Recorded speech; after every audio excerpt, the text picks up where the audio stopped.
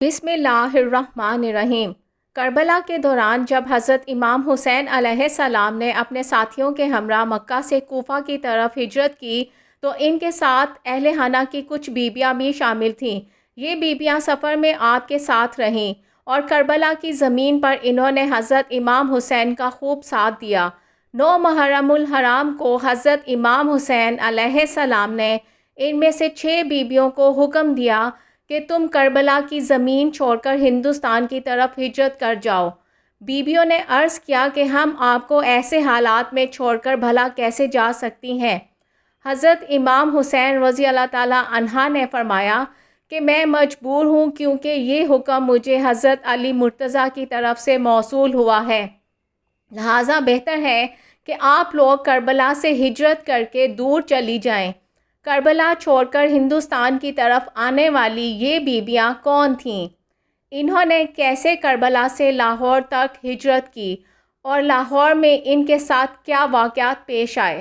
آج کی اس ویڈیو میں ہم ہجرت کرنے والی ان 6 بیویوں کا ذکر کریں گے۔ خاتون جنت حضرت فاطمہ الزہرا رضی اللہ تعالیٰ عنہا کے وصال کے بعد حضرت علی نے ایک شادی ام بنین رضی اللہ تعالیٰ عنہا سے کی۔ ان کے بطن سے 4 بیٹے عباس، علمدار، جعفر، عبداللہ اور عثمان پیدا ہوئے، اور جبکہ ایک بیٹی رقیہ پیدا ہوئی، جن کا مزار لاہور میں بی بی پاک دامنہ کے نام سے مشہور ہے۔ آپ حضرت علی کی بیٹی اور مسلم بن عقیل کی زوجہ ہیں۔ آپ کے ساتھ حضرت عقیل ابی بن طالب کی 5 بیٹیاں بھی لاہور میں ہی مدفون ہیں۔ ان 5 بیٹیوں کے نام ام ہانی، ام لقمان، اسماء، امالہ اور زینب ہیں۔ امام حسین رضی اللہ تعالیٰ عنہ کے کہنے پر ان 6 بیویوں نے کربلا سے ہندوستان کا سفر 9 محرم الحرام کو شروع کیا۔ ابھی راستے میں ہی تھیں کہ شہادت امام حسین اور ان کے ساتھیوں کی افواہ ان تک پہنچی، مگر چونکہ حکم تھا اس لیے انہوں نے اپنا سفر ہندوستان کی طرف جاری رکھا۔ لاہور میں آج جہاں حضرت بی بی پاک دامنہ کا روضہ ہے، وہاں اس وقت ریت کا صرف ایک ٹیلہ تھا اور اس کے پاس ایک جنگل تھا۔ یہ جنگل دریائے راوی کے کناروں تک پھیلا ہوا تھا۔ اس جنگل کے پاس لاہور کی قدیم ترین آبادی تھی، جو کہ اس وقت ایک چھوٹی سی بستی کی صورت میں موجود تھی۔ اسلام چونکہ اس وقت تک ہندوستان تک نہیں پہنچا تھا، لہٰذا یہاں کے سبھی لوگ مشرک اور بتوں کی پوجا کرنے والے تھے۔ لاہور پر اس وقت ایک ہندو راجہ حکومت کیا کرتا تھا، جس کا نام مہابرن تھا۔ اس کا ایک بیٹا تھا جس کا نام کنور بکرما تھا۔ جب یہ 6 بیٹیاں لاہور کی سرزمین میں داخل ہوئیں تو یہاں پر موجود تمام بت اور مورتیاں اپنی جگہ سے گر پڑے اور آگ کی پوجا کرنے والوں کی آگ ایک دم سے ٹھنڈی ہو گئی۔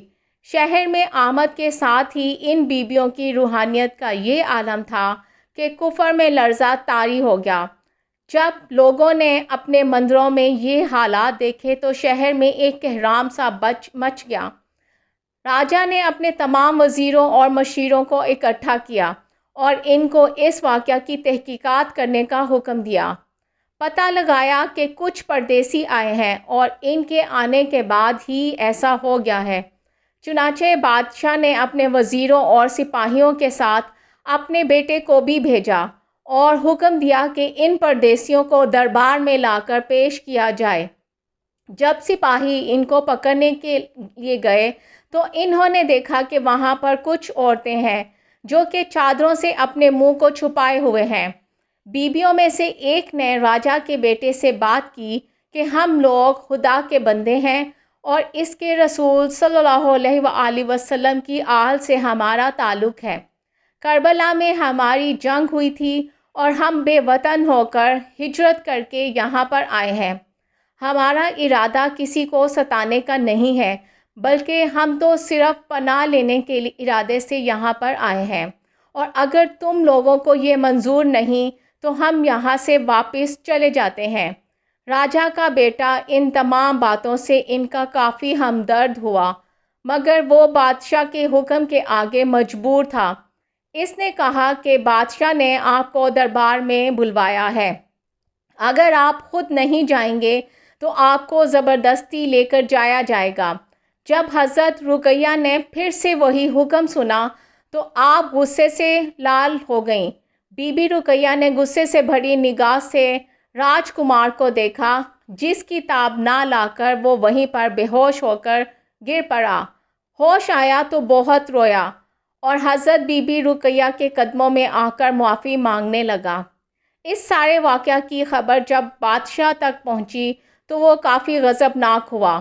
اس کے حکم سے ہندوؤں نے ان بیبیوں کے خلاف مہم چلانا شروع کر دی اور ان کو ہر طرح سے تنگ کرنے لگے۔ بیبیوں نے تنگ آ کر بارگاہ الہی میں دعا کی کہ اے خدا، تو ہمارا پردہ رکھ لے اور ہمیں ان لوگوں سے بچا لے۔ پھر اس سے پہلے کہ بادشاہ کے سپاہی اور دوسرے ہندو آ کر ان بیبیوں کو گرفتار کرتے، زمین پھٹی اور وہ پاک دامن بیبیاں زمین میں سما گئیں۔ ان کی قبروں کی نشاندہی کے طور پر اللہ تعالیٰ کے حکم سے ان کی چادروں کے کونے زمین سے باہر رہ گئے۔ بادشاہ کے بیٹے نے جب یہ سارا منظر دیکھا تو وہ مسلمان ہو گیا اور ان بیبیوں کی قبریں بنا کر ان کی دیکھ بھال کا کام سر انجام دینے لگا۔ راجکمار کا اسلامی نام عبداللہ رکھا گیا، جو کہ بعد میں بابا حاکی کے نام سے مشہور ہو گیا۔ بابا حاکی کا وصال سن 101 ہجری میں ہوا اور ان کا مقبرہ اسی مزار کے اندر موجود ہے۔ برِ صغیر میں ہندو بادشاہوں کے بعد مسلمانوں کی حکومت آ گئی اور یوں کئی سال گزرنے کے بعد حکومت مسلسل بدلتی رہی اور ہر دور میں ان بیبیوں کے مزار پر لوگوں کا رش ایسے ہی جاری رہا۔ سن 410 عیسوی میں جب سلطان محمود غزنوی نے ہندوستان پر حملہ کر کے اس کو فتح کیا تو لاہور آنے کے بعد اس کو معلوم ہوا کہ یہاں پر حضرت علی رضی اللہ تعالیٰ عنہ کی صاحبزادی کا مزار ہے، تو انہوں نے ان مزارات پر پختہ حویلیاں اور اندرونی برآمدے تعمیر کروائے۔ اس کے بعد بادشاہ اکبر کے دور حکومت میں بھی اسی مزار کی تعمیر دوبارہ کی گئی اور خانقاہ کی عمارت میں توسیع ہوتی رہی۔ اس کے بعد مزار کے قریب موجود باقی قبروں کا اضافہ وقت کے ساتھ ساتھ ہوتا گیا اور کچھ عرصہ کے بعد یہ جگہ قبرستان بی بی صاحب کہلانے لگی، جہاں پر لوگ اپنے عزیز و اقارب کو دفن کر دیا کرتے تھے۔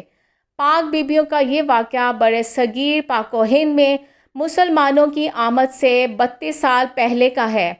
واقعہ کربلا یعنی سن 61 1947 ہجری سے لے کر قیام پاکستان یعنی سن عیسوی تک یہ مزار بی بی پاک دامن تسلیم کیا جاتا رہا، لیکن بعد میں اچانک کچھ لوگوں میں ایک من گھڑت کہانی بنا کر عوام کو شک و شبہات میں مبتلا کرنے کے لیے اس بات کو جھٹلا دیا تھا۔ تاہم آج بھی بہت سے لوگوں کا یہ ماننا ہے کہ یہاں پر کوئی بھی بی بی دفن نہیں ہے، جبکہ ایک بہت بڑی تعداد یہ مانتی ہے کہ یہاں پر وہی بیبیاں دفن ہیں جو کہ عرب سے ہجرت کر کے کربلا کے دوران لاہور آئی تھیں اور ہندوؤں کے ساتھ معاملات پیش آنے کے بعد اللہ تعالیٰ نے ان کو زمین میں دفن کر دیا۔ باقی اس بارے میں اصل حقیقت کا علم تو صرف اللہ تعالیٰ کی ذات کو ہے۔ آپ کا اس بارے میں کیا کہنا ہے اور ماننا ہے، کامنٹ سیکشن میں ضرور آگاہ کیجیے گا۔